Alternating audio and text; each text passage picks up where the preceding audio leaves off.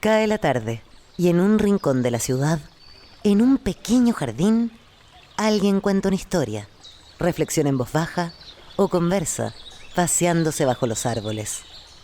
Es hora de volver a casa, bajar la velocidad y darle tiempo al tiempo. Christian Warnken nos abre la verja de su jardín para que respiremos aire puro y oxigenemos el espíritu. En Pauta, aquí comienza Desde el Jardín. Una presentación de Fundación Irarrázaval, desde 1920, al servicio de la educación, humanismo y técnica. Lo esencial de toda exploración será volver al propio jardín y ver las cosas por primera vez, decía el poeta T.S. Eliot. Muy buenas tardes, queridas y queridos radiovidentes. Saludo especialmente a los radiovidentes del norte que nos escuchan en Antofagasta y nos ven también ahí, a los que nos siguen, nos oyen y nos ven en la quinta región, Viña del Mar, Valparaíso, la región metropolitana, a nuestros radiovidentes sureños en la frontera, los que nos escuchan en Temuco, y los sureños del extremo sur, los radiovidentes patagónicos, ahí en Punta Arenas, a través de las antenas de Radio Polar, que se suma a la transmisión de Desde el Jardín. Uno no debe olvidarse de los cumpleaños de las personas queridas, ¿no es cierto? A veces uno se olvida, es terrible cuando uno se da cuenta que se olvidó de celebrar a alguien a quien uno aprecia y quiere. Bueno, los poetas debieran ser en nuestro país de esos seres más queridos y apreciados y cuidados. Pero mueren los poetas y luego de los homenajes que se les hacen, pasan sin pena ni gloria cuando se celebra un aniversario más, en vez de que sea la oportunidad para acercarse a su obra, para difundirla, para seguir conociéndolo. Los poetas, estoy seguro, lo he dicho tantas veces aquí en esta misma tribuna, en este mismo jardín, son tal vez el patrimonio cultural más potente que tenemos en Chile, y creo no exagerar. Bueno, el 5 de septiembre recién pasado se cumplieron 110 años del natalicio de Nicanor Parra. Y quiero decir que hasta yo mismo me había olvidado, tengo que reconocerlo. Si no es por un artículo aparecido en el Mercurio de Emilio de la Cerda, arquitecto y magíster en la Universidad Católica, docente de la Escuela de Arquitectura. Él fue secretario ejecutivo del Consejo de Monumentos Nacionales, subsecretario de Patrimonio Cultural, quien en el fondo, de alguna manera, en el artículo recuerda cómo fue celebrado Parra cuando estuvo vivo, las distintas eventos que hubo uno en la Plaza de la Ciudadanía ante más de 1.500 personas, pero dice él, pasada apenas una década, llama la atención la escasa presencia que un hito de esta naturaleza ha tenido a nivel nacional. Como que no perdimos la oportunidad de haber vuelto, porque uno tiene que volver una y otra vez sobre estos poetas, sobre todo sobre estos grandes poetas que son por lo demás los pensadores de Chile. Y antes de conversar sobre esto, quiero que escuchemos, voy a colocarlo en mi tocadisco ochentero aquí en mi jardín, para rendirle un pequeño homenaje, aunque sea apagar las velas atrasadas, escuchar a Nicanor Parra leyendo uno de sus poemas memorables, por lo menos una parte de ese poema, El hombre imaginario.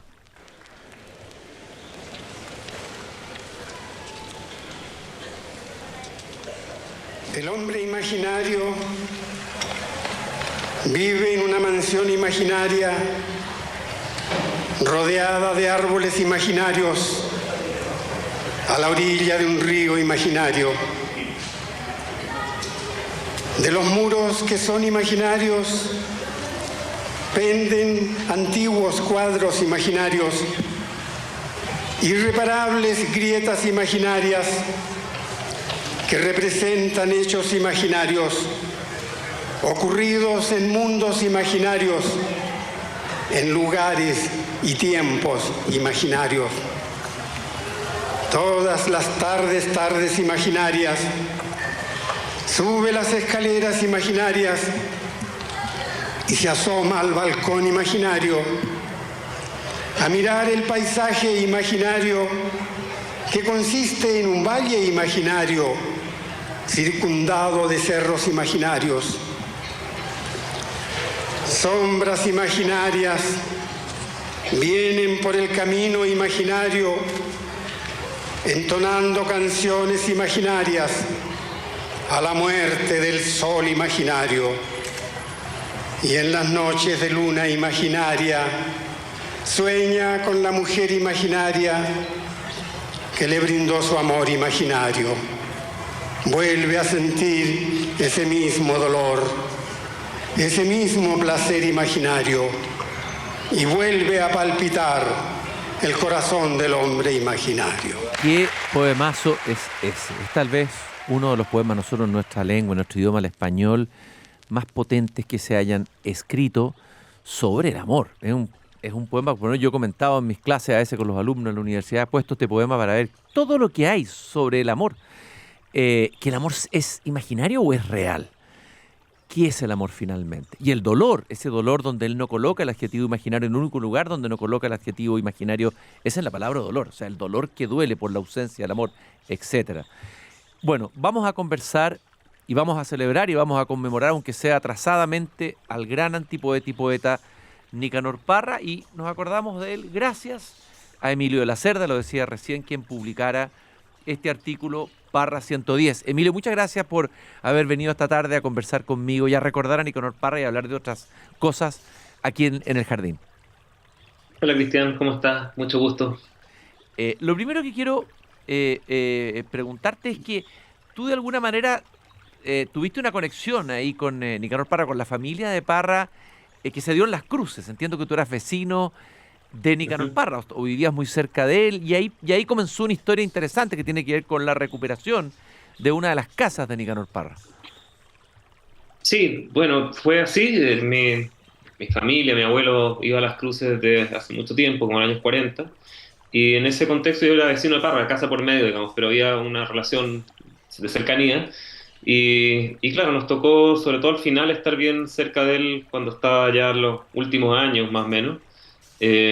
Con el Tololo, que estudiaba arquitectura en mi escuela, entonces se armó un vínculo entre Las Cruces y su nieto, y ahí se armó esta petición de Parra de inventariar su patrimonio, su biblioteca, sus cosas, y se dibujaron sus casas, y partió un proceso de inventario que eventualmente terminó en una declaratoria, una votación del Consejo Monumento para declarar esos bienes como monumento nacional. Fue un tránsito que partió con Parra vivo y terminó pocos meses después de Parra muerto. ¿Y son monumento nacional finalmente? No aún, no aún. El proceso en Chile tiene varias etapas, digamos, y, y el inventario de Nicanor Parra fue presentado por la familia de él para ser declarado monumento nacional. El 2021 el Consejo de Monumentos votó favorablemente la declaratoria por, digamos, unanimidad, y a la fecha no se ha cerrado el proceso, que tiene que ver con una firma ministerial y luego una pasada por Contraloría y publicación del oficial. Es bien engorroso, pero ese proceso final, que es un trámite más bien administrativo, no está cerrado.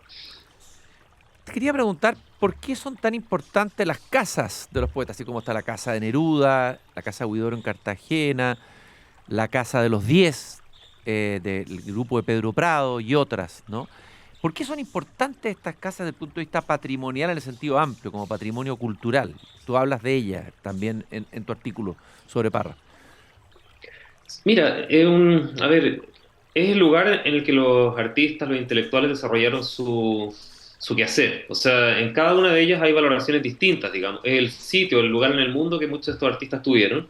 Y desde luego que hay diferencia entre cada uno de ellos. O sea, las casas de Neruda son casas de un coleccionista, son casas que en cierta manera estaban pensadas para ser visitadas.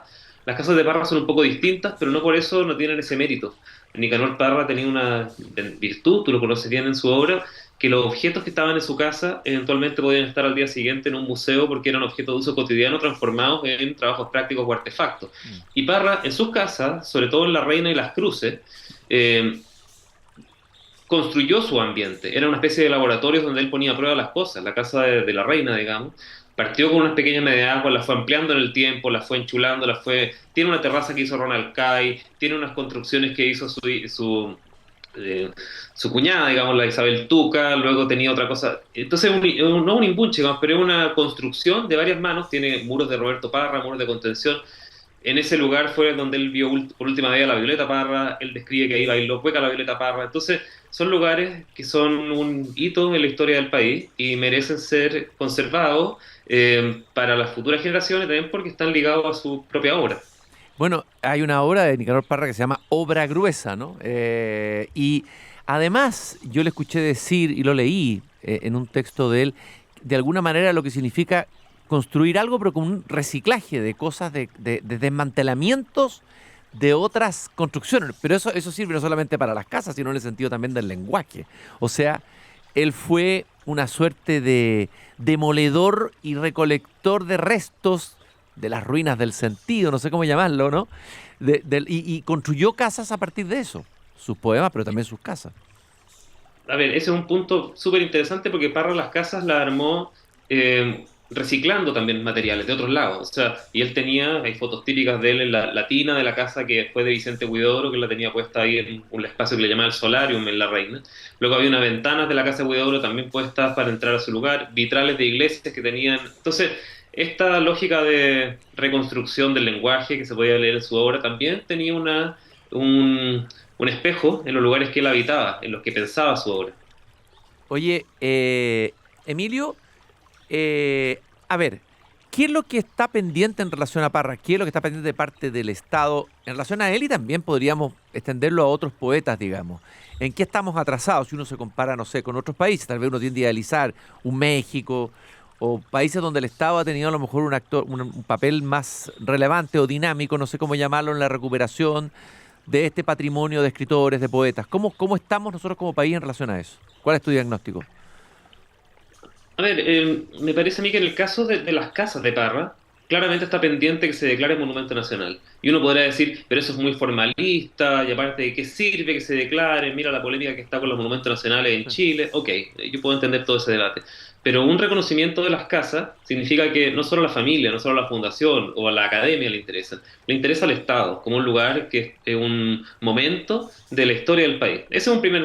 Y luego la declaratoria y la protección oficial, establece un ámbito de regulación de esos bienes, que no son solo los bienes inmuebles, también son los muebles. Esta declaratoria incluye las casas, los cuadernos, los artefactos, los instrumentos, te fijas, todo como un conjunto armónico, coherente, como un corpus de obra que está vinculado a ese lugar.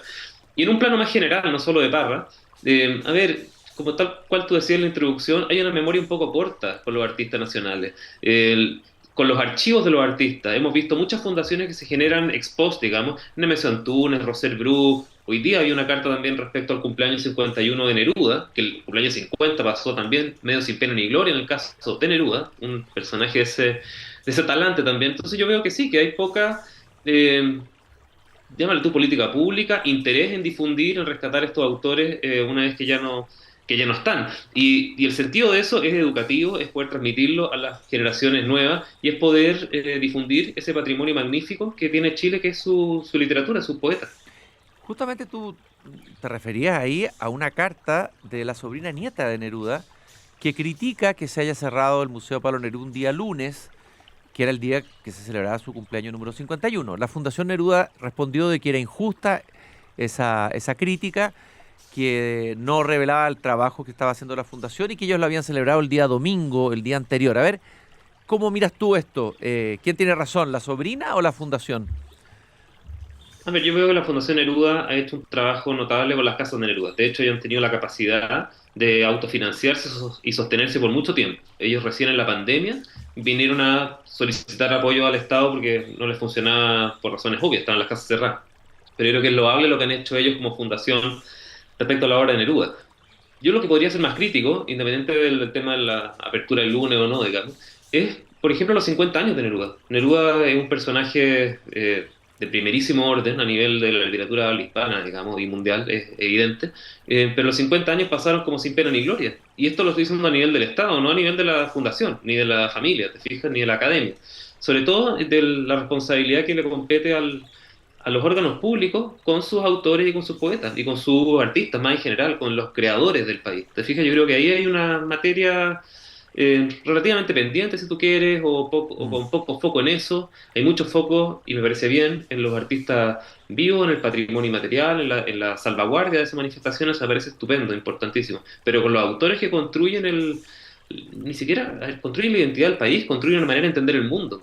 Ahí yo creo que tenemos tareas pendientes, y el caso de Parra o lo de Neruda y otros más lo reflejan. Oye, la Fundación lo que argumenta es que los lunes los museos tienen que cerrar. ¿Ese es un argumento válido para eso? ¿Cómo lo ves tú? Y que lo celebraron el día anterior.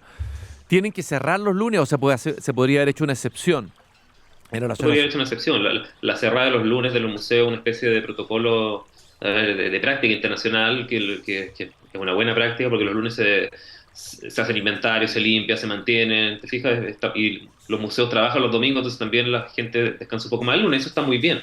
Pero quizás en ocasiones como esta, que son excepcionales, y el Museo de Neruda uno podría hacer alguna excepción y manejarlo distinto, ¿te fijas? De todas maneras, pero no es que haya una ley que te obliga a cerrar los lunes en los museos, eso no es así. Oye, pero yo te hablaba de si hay experiencias internacionales interesantes dentro de nuestra Latinoamérica, no sé, tú conoces, en Europa me veo más claro, desde el Estado un trabajo de rescate del patrimonio poético literario, poético en este caso porque tenemos poetas extraordinarios, también tenemos novelistas y narradores, pero ¿ves algún modelo replicable, interesante de seguir o de tomar como ejemplo? A ver, el caso de las casas museo yo encuentro que es súper interesante, te permite entender el universo de los personajes y muchas veces, ¿verdad?, lo manejan autores, lo manejan fundaciones privadas, ¿ya? Pero reciben muchas de ellas apoyo y soporte del Estado y eso yo creo que es bien relevante. Es difícil para las entidades particulares sostener en el tiempo este patrimonio que al final es un patrimonio país, ¿ya? Pero hay casos muy interesantes de escultores, de artistas de distinta índole, o sea, qué sé yo, lo de Noguchi en Long Island, en Nueva York, está los temas del Parque de Esculturas de Chillida, que es magnífico, es una especie símil. En Chile todavía eso no es patrimonio nacional, pero está el Roca Negra de Federico Asler, que está llamado a ser un futuro patrimonio nacional muy fuerte y ojalá tenga algún nivel de apoyo Mm. estatal, pero también hay de pintores. Mira, para el caso de los poetas es un poco más difícil porque los poetas escriben, un poco lo que pasa con la casa de Vicente Huidobro, es la palabra. Entonces el lugar está menos cargado de una dimensión museable o visitable. Neruda en ese sentido es una excepción, es una especie de lugar armado para en la casa de un coleccionista, digamos. Y eso establece desafíos muy potentes en la visitación. Veamos lo de la misma Gabriela Mistral en Vicuña o la casa que tenía también en La Serena, entre otros. Oye, pero ¿no se podría pensar en una suerte, no sé, estoy delirando, pero en un museo de la poesía chilena o en una gran casa donde uno pueda llevar a los colegios y que se pueda armar una presencia de la poesía y de los poetas? Me imagino, no sé, los muros pintados con poemas, con fragmentos de poemas, como hay un hotel ahí en Puerto Vara en que todas las murallas del hotel son fragmentos de poesía chilena, pero además hay material de manuscritos, de cartas, de fotografías, de contexto de época. Un museo de la poesía chilena deberíamos tener. A ver, perfectamente se podría tener algo de ese tipo. Tenemos material suficiente para hacer algo así.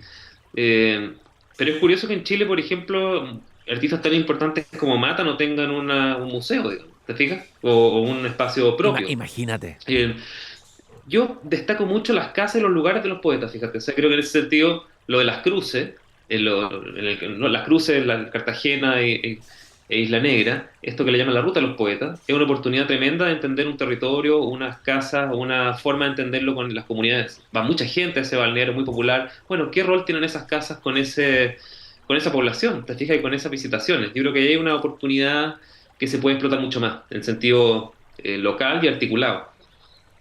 Quiero abordar un par de temas que han aparecido y que a lo mejor tú puedes darnos una opinión. Tú fuiste secretario ejecutivo del Consejo de Monumentos, yo decía subsecretario de Patrimonio Cultural.